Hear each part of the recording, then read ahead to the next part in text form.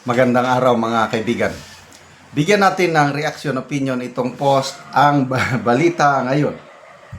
JB, meaning Senator Ejercito, JB, sangayon sa pagtutol ni Tito at Boying sa Supreme Court ruling. Nagpahayag ng pagsang-ayon si Senator JB Ejercito kina Senate President Tito Soto at Ombudsman Boying Rimulya sa pagtutol sa naging desisyon ng Supreme Court na nagbasura sa impeachment case laban kay VP Sara Duterte.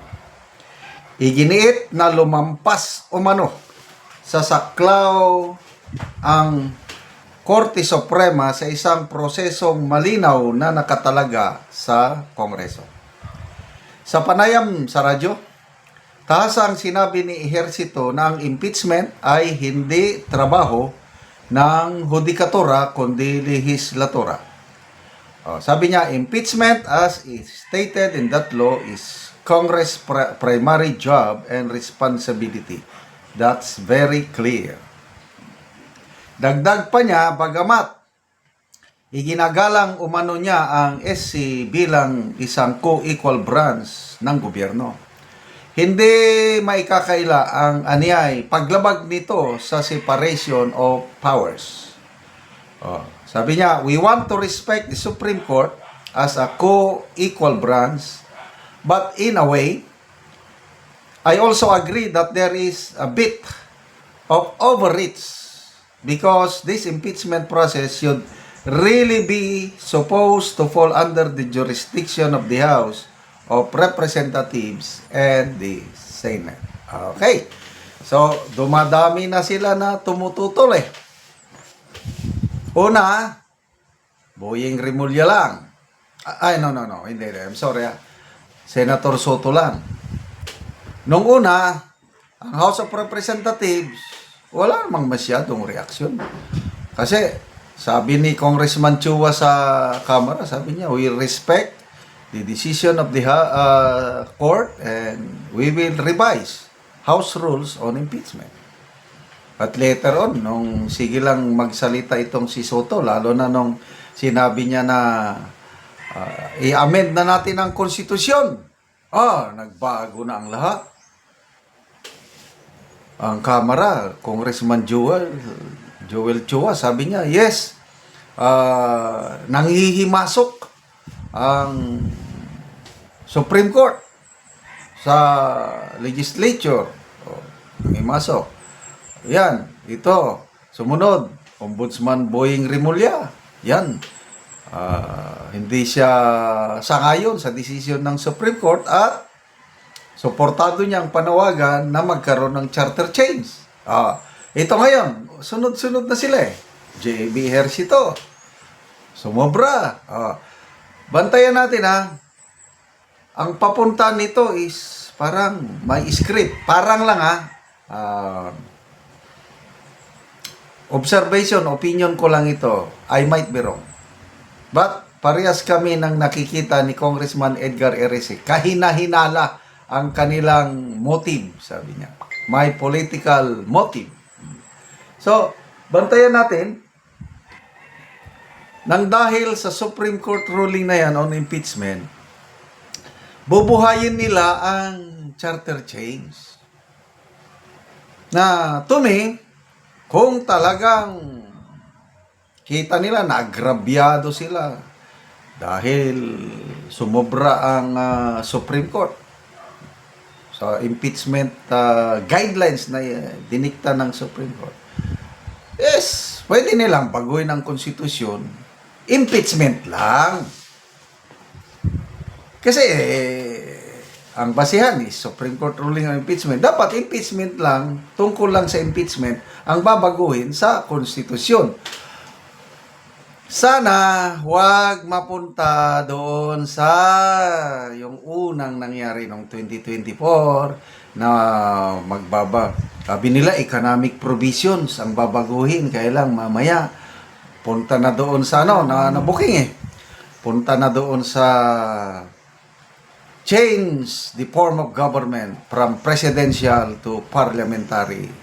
Pag natuloy sana yon, Kasi gusto na ng Pangulo eh.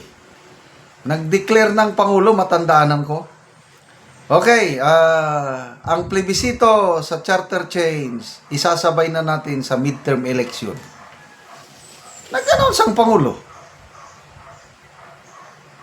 Mabuti na lang, maaga pang taong bayan, nagkaisa ang simbahan na feel nila ang pressure. Ayaw ng taong bayan. Inito. And magpasalamat tayo kay Senator Juan Miguel Zubiri.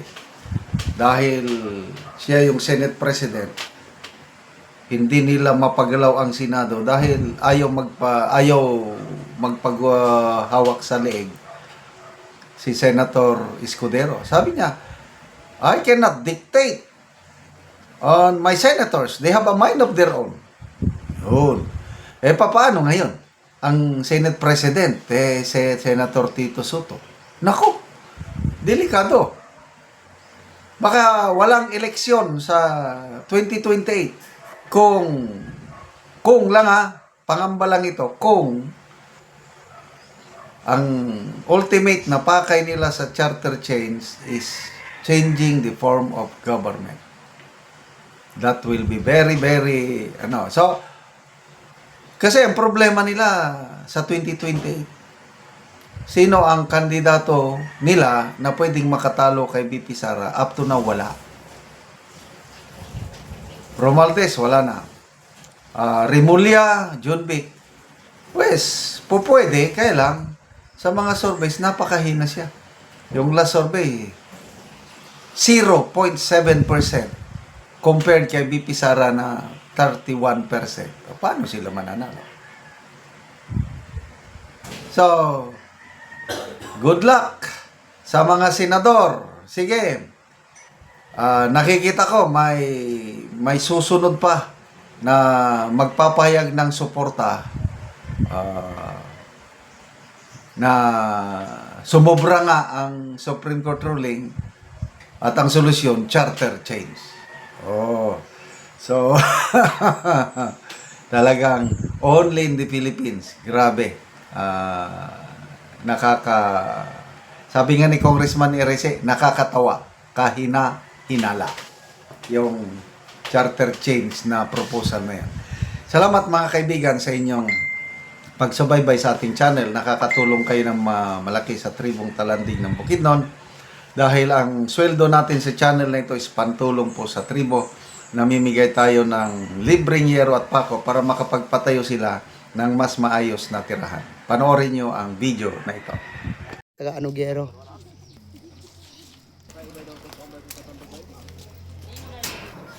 So, muna ni ang iyang gipatindog nga balay. So, mag-atop na gid siya karon. Ako naman si mama no. Grabe na yung orange big.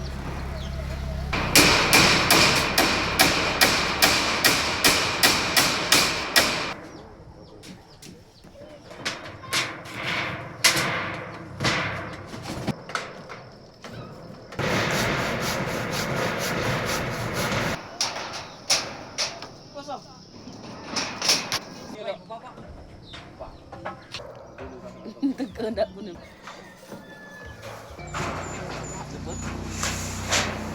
Ay, panda. Pagkakatulig lang yun na yun.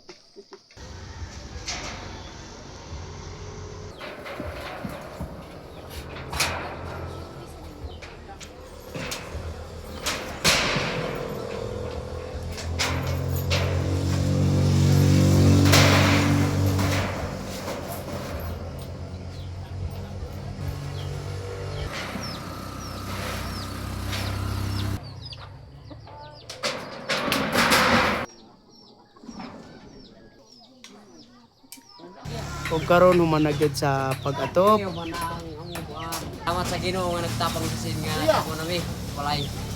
Oo. Wala pang tabang nga sin, di pa mi makabalay kay wala pa mi kuan. Di pa mi makabalay kay wa may sin.